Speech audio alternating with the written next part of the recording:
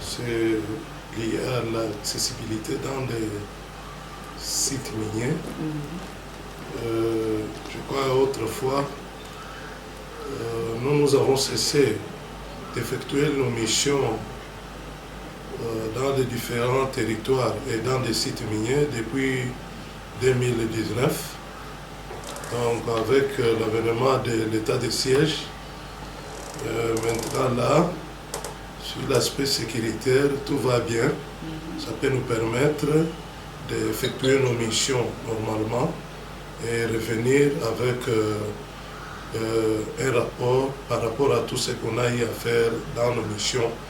Mais nous avons encore un problème ici, tel que chez moi, là, l'inspection générale des mines, nous avons les agents qui ne sont pas encore commissionnés, notifiés par l'autorité. C'est ce qui nous casse un peu la tête jusque-là, puisque nous n'avons pas encore des autorités valables qui peuvent nous aider à travailler convenablement. Donc les agents n'ont pas encore de soubassement possible pouvant leur permettre d'aller sur le terrain faire leur travail. Et je crois du côté des opérateurs miniers, oui, nous avons déjà fait notre rapport quant à ça. Nous attendons, vous savez qu'on a toujours dit qu'on ne force pas la main du chef. C'est ce que nous attendons le moment venu. On va nous dire ce que nous pouvons faire avec les agents.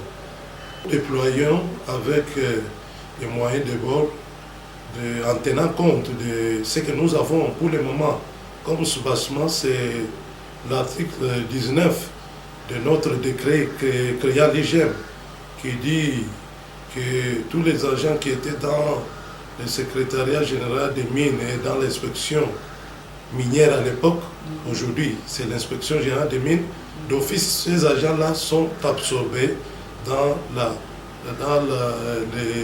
l'IGEM qui est l'inspection générale des mines.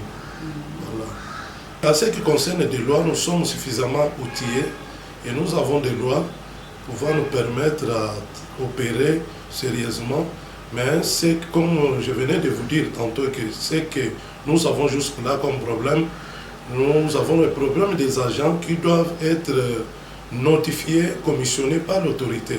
Vous voyez, à moi seul, il n'y a que moi seul qui peut jusque-là poser des actes qui est reconnu par le gouvernement central.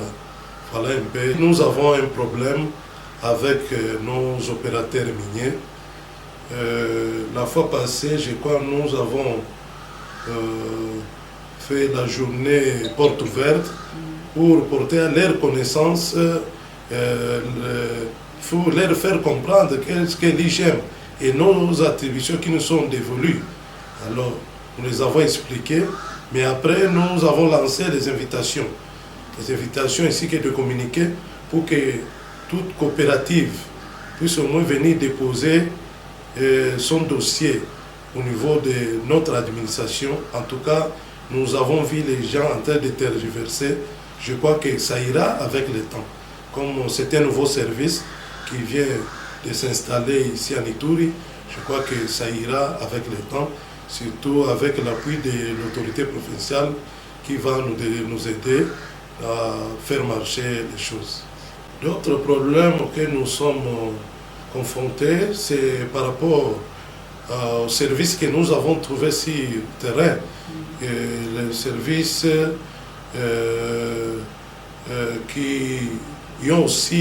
qui intervient aussi dans le secteur des mines, entre autres la division des mines, SAEMAP, CC.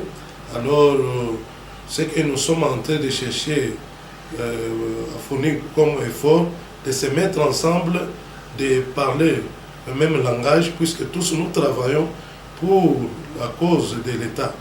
Vous voyez, ce n'est que ça.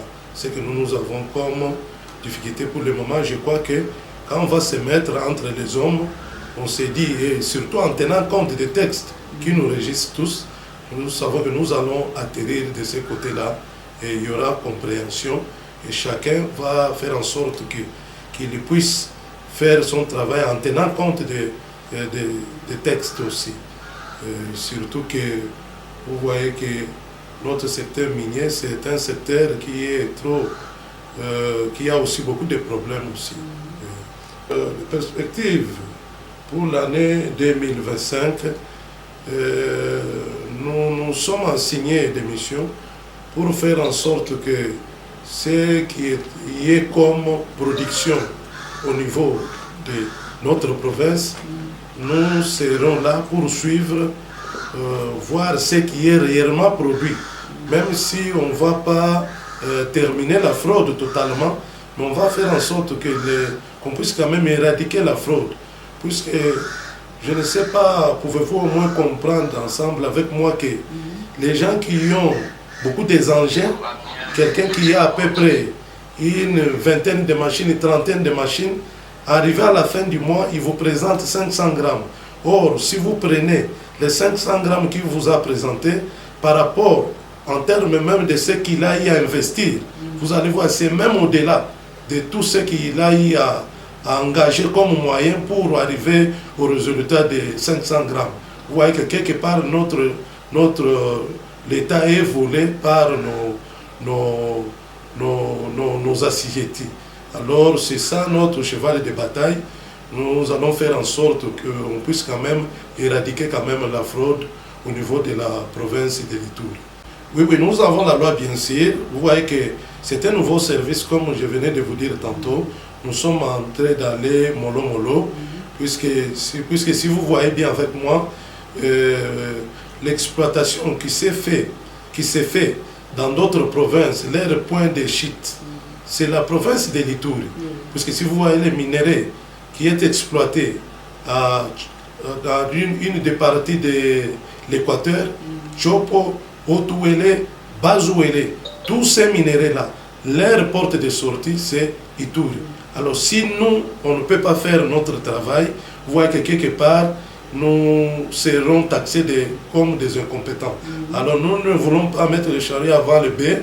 Nous passons d'abord au moment de sensibilisation pour ramener tout le monde à la raison. Voilà un peu, c'est ça. Madame, c'est moi qui vous remercie aussi.